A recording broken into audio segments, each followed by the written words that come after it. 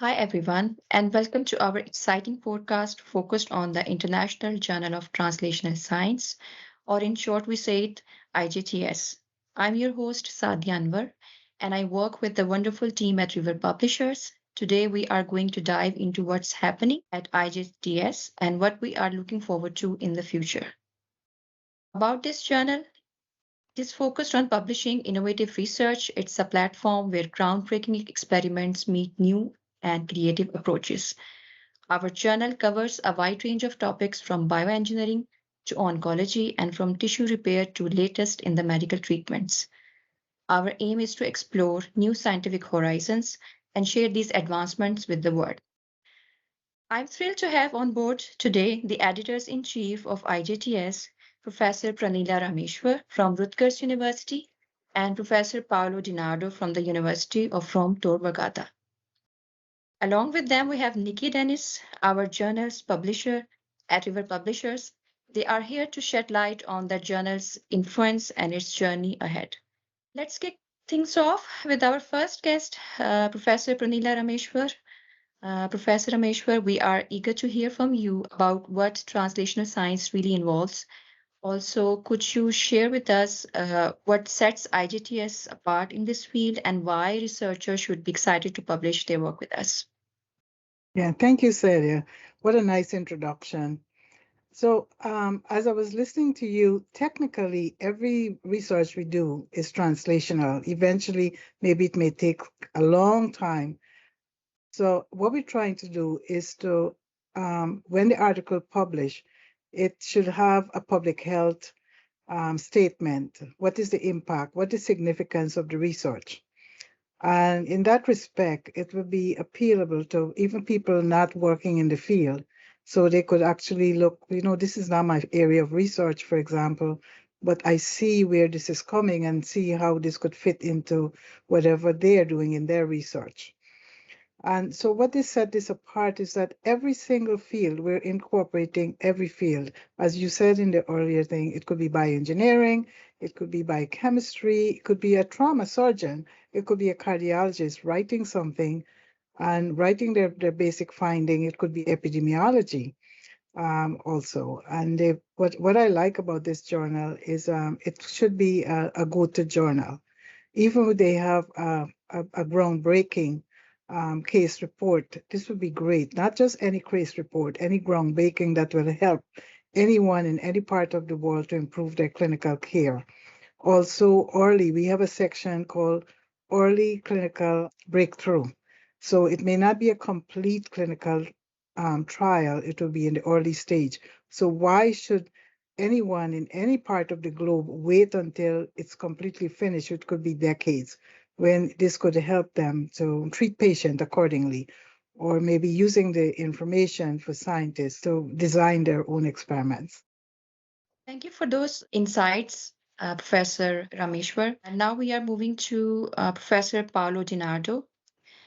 Professor DiNardo, we are curious to learn about the new research areas that IJTS is focusing on. Can you give us a sneak peek into these exciting topics? Yes, okay, thank you. Biomedical research as well as clinical medicine are in a further revolutionary phase of their history. After decades in which molecular studies dominated, the biomedical field is now assailed by the rapid advance of information technology. The convergence between biomedicine and engineering all promises to be highly beneficial for both patients and industries. Words like information technology, advanced materials, imaging, nanotechnology, and sophisticated modeling and simulation are now usual also in the biomedical research and clinical centers. In this context, a key need to determine a paradigm shift is the transdisciplinarity that can provide specific solution to the major challenge of the multiple dominant mechanism regulating the cell fate and its exploitation in the clinical setting. This process requires stringent standardization of materials and procedures through a long-term process driven by merging the quantum of knowledge residing in different disciplines and international laboratories. In the near future, the progressive increase of degenerative diseases and related disabilities, together with the extraordinary expansion of longevity, will determine the impossibilities to sustain health system overspending in most countries. The infomedicine can enhance the quality and quantity of healthcare, creating an equal access to the most advanced diagnostic and treatment procedures by all individuals, independently of the geographic and economic conditions. The journal aspires to be a platform to promote the widest discussion among international laboratories, think tanks, governmental institutions, etc., in order to optimize the exploitation of novel concepts and solutions to enhance the advancement of biomedical knowledge and technology. In this vision, the journal wants to represent the natural place where engineering and biomedical research can merge. That was incredibly enlightening, Professor Nardo. Next up, we have Nicki Dennis from River Publishers. Nicki, we are all interested to hear about the goals River Publishers have for IJTS. Could you also walk us through the journal's reviewing process and tell us what makes River Publishers publishing stand out in the world of academic publishing? Yes, thanks, Sadia, and thanks, Paolo and Pranela, for such great scoping of the journal. So I'll start with some kind of boring stuff, but we are ambitious for the journal. It's kind of starting again right now. So our first thing is to try and get it indexed with the PubMed and the other major indexers. We're looking for 4 issues a year, 20 to 30 papers, and they've got to be novel, innovative, well-written papers that bring this subject forward, as both the editors have said. We're interested in like leveling up across the globe with some really interesting and bold statements. As Pranela said, the journal is really focusing on what are the impacts of the research. So it's a very, that go-to phrase, I really like that. That's what we want to go for. In terms of how we're reviewing, we're using double-blind reviews. We use a bespoke system where we're interacting daily with the paper. So your paper will not just disappear into a huge system with a large number. You will have people actively looking at it, making sure that reviewers are reviewing, making sure that the paper moves along swiftly. We only accept papers after a minimum of 2 reviews.